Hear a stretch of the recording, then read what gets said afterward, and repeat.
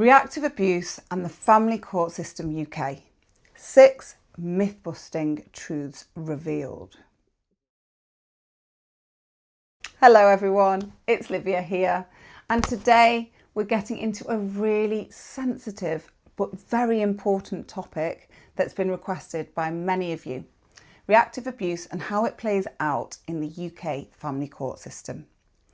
I know this can be a difficult subject to talk about, but it's important that we address it head on, especially for those of you who may be going through something similar. If you've seen my previous video on reactive abuse, you know that it's a topic close to my heart. But today we're expanding that conversation. We're going to break down the myths and bring clarity to how reactive abuse interacts with the family court system in the UK. This is an emotional rollercoaster for many victims, and unfortunately, there isn't a happy ever after for most cases just yet in the system. What is reactive abuse? First, let's quickly recap what reactive abuse is for those who might be new to this concept. Reactive abuse occurs when a victim, after prolonged mistreatment, reacts in a way that might appear aggressive or unreasonable to an outsider. And here's where it gets twisted. The abuser takes that reaction and flips the narrative, making themselves appear the victim. Sound familiar? It's not only unfair, it's absolutely soul-crushing for the person who's being abused. The key thing to remember here is that these reactions aren't a reflection of the victim's character. They're survival mechanisms. Victims of narcissistic abuse in particular often find themselves in this position, and it can make them feel shame, guilt, further trapping them into a cycle of abuse. So the first myth I want to bust is that reactive abuse is a reflection of the victim's nature. It's not. It's a direct result of ongoing trauma and manipulation. Challenges in the family court. Now let's talk about the family court system in the UK. The court's role is to determine the best interests of children and decide on custody arrangements. But when reactive abuse is involved, things become incredibly complicated. One of the biggest problems is that many cases are viewed through the lens of he said, she said, meaning that both parties are assumed to be equally at fault. But what happens when the abuser is skilled at manipulating the system? They're charming, they're calculated, and they've often been doing this for years. Their ability to twist the truth makes it incredibly difficult to distinguish between the actual abuser and the victim. This leads to an even more troubling situation where the victim of reactive abuse is left disempowered and discredited. We see this frequently, and it's wrong. According to a Women's Aid survey, 73% of survivors reported that their abuser continued to abuse them through the legal process. And it doesn't stop there. Court proceedings often fail to recognise coercive control, which is a fundamental aspect of many abusive relationships. Myth 2. Both parents are equal. The second myth I want to challenge is the idea that both parents are always equal in a toxic relationship. Family courts sometimes prioritise contact between children and both parents, even when one parent is abusive. This doesn't always take into account the emotional and physical safety of the child or the victim. Let's make this clear.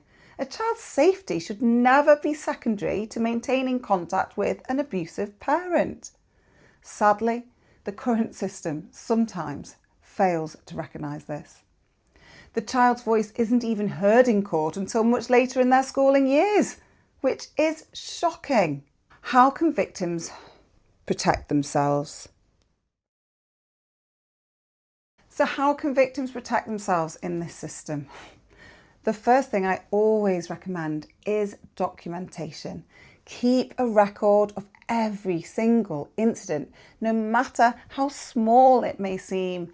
Dates, times, texts, emails, witnesses, every piece of evidence counts. Another important step is to seek support.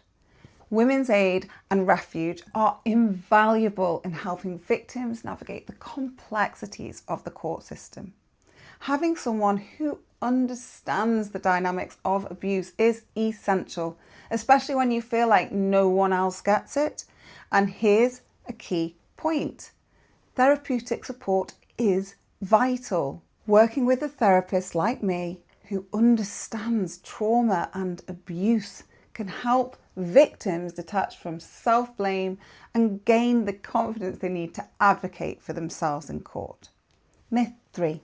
Just keep calm and be present. The third myth we need to bust is that victims should just calm down and present themselves in court. Now, while it's true that staying composed is important, it's not as simple as calming down. You've been through trauma, and that trauma affects how you respond. It's okay to feel angry or frustrated, but here's the kicker.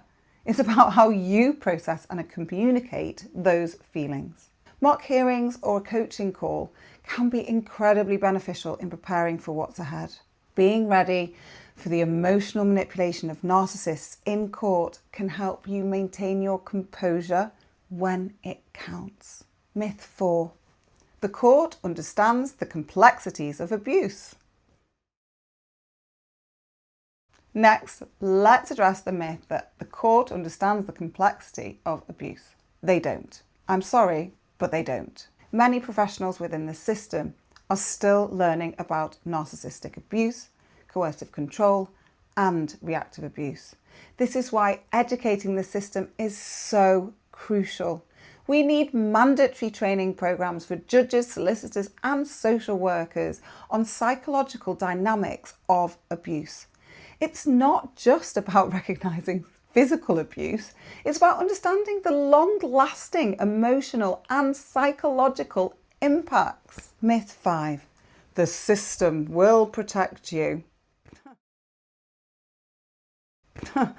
Another myth I see often is that the system will automatically protect you. Unfortunately, the legal system isn't always equipped to handle the nuances of narcissistic abuse or reactive abuse. That's why victims need to ensure they have legal representation that understands these dynamics, specifically domestic abuse and coercive control. If you're in this situation, make sure your solicitor is well versed in these areas. The right lawyer can make all the difference in how your case is presented. Myth 6. Healing begins after the court case. Finally, let's tackle the myth that healing begins once the court case is over. The truth is, healing starts the moment you begin to take control of your life. It's about building resilience and seeking help, whether it's through therapy, peer support, or financial empowerment. I highly recommend programs like Wealth Proactive that focus on financial education and independence, which is another critical part of reclaiming control over your life. My final thoughts. As we wrap up, I want to remind you that you are not alone on this journey. If you're facing these challenges or know someone who is, please reach out for support. The system is broken, but together we can advocate for a change and fight for a system that prioritises justice, safety, and healing. And remember, it's not about blaming yourself for your reactions. It's about surviving, healing, and finding your voice. If you need guidance, don't hesitate to reach out to me or any of the organisations I've mentioned today. Thank you for watching. And please share this video if you found it helpful. Let's work together, raise awareness, and make sure that victims are heard and supported. You're stronger than you think. Don't forget to subscribe, like, and comment below with your thoughts.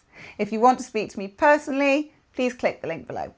Let's continue this very important conversation. Take care and stay strong.